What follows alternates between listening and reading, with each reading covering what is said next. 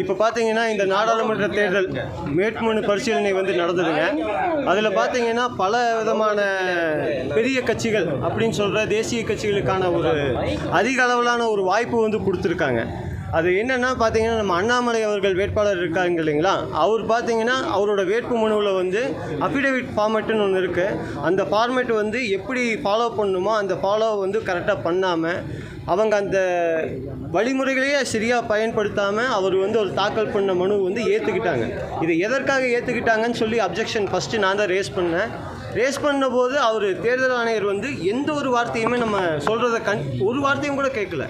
ஏன்னா வேட்பாளர்கள் அனைவருக்கும் ஒரே நாம்ஸ் தான். அந்த நாம்ஸை வந்து பிரேக் பண்ணியிருக்காங்க. ஏன்னா இந்த ஃபார்ம் 26 அஃபிடேவிட் பேஸ் பண்ணியே எத்தனை வேட்புமனுக்கள் 59 வேட்புமனுக்களில் குறைஞ்சது ஒரு 10லேருந்து 15 வேட்புமனு நிராகரிச்சிருப்பாங்க.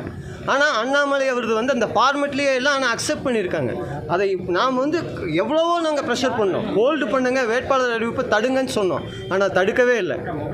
கொஞ்ச நேரம் வெயிட் பண்ணி அதுக்கான கிளியரன்ஸ் லெட்டராவது கொடுங்கன்னோம். அது வந்து நீங்கள் புகாராக கொடுங்கன்னு சொன்னாங்க. அதை வந்து நாங்கள் ஒரு கம்ப்ளைண்ட் பெட்டிஷனாகவே கொடுத்துருக்கோம். இப்போ வந்து அந்த கம்ப்ளைண்ட் பெட்டிஷன் ரிகார்ட்ஸ் வந்து அவர் எனக்கு பதில் கொடுக்கணும், அது எதன் அடிப்படையில் அந்த வேட்புமனு ஏற்றுக்கிட்டாங்கன்னு சொல்லி அந்த பதிலை அடிப்படையில் பேஸ் பண்ணி தான் அவரை வந்து நம்ம ஃபர்தராக சட்ட ரீதியாக ஒரு நேர்மையான வேட்பாளர்னு அவர் சொல்கிறாரு. அந்த நேர்மையை வந்து அவங்க கடைப்பிடிக்கணுங்கிறத நான் கேட்குறேன் ஆஸ் அ கேண்டிடேட்டாக. இது என்னோடய 5வது தேர்தல் களம். இந்த 5 தேர்தல் களத்தில் நடக்கிற விதிமுறை மீறல்கள் வந்து நம்ம நிறையா பார்த்துருக்கோம். ஆனால் இது வந்து மிகப்பெரிய ஒரு சம்பவம். இந்த சம்பவத்தை வந்து ஒரு தேர்தல் ஆணையமோ எல்லா கட்சியுமே எதிர்ப்பு தெரிவித்தாங்க. ஆனால் தேர்தல் ஆணையம் ஒரே ஒரு விஷயந்தான், அவருக்கு சப்போர்ட் பண்ணணும். அவர் சப்ஸ்டியூட்டாக போட்ட கேண்டிடேட்டும் சேம் ப்ராப்ளம் தான். அவங்களும் அதே குறைகளோடு தான் அந்த ஃபார்ம் 26 வந்து சப்மிட் பண்ணியிருக்காங்க. இது குறித்து நீ ஃபர்தராக நடவடிக்கை எடுக்க சொல்லி நாங்கள் லெட்டர் கொடுத்துருக்கோம். அவர் விளக்கம் கொடுத்ததுக்கப்புறம் கண்டிப்பாக சட்ட ரீதியான நடவடிக்கை நடக்கும்.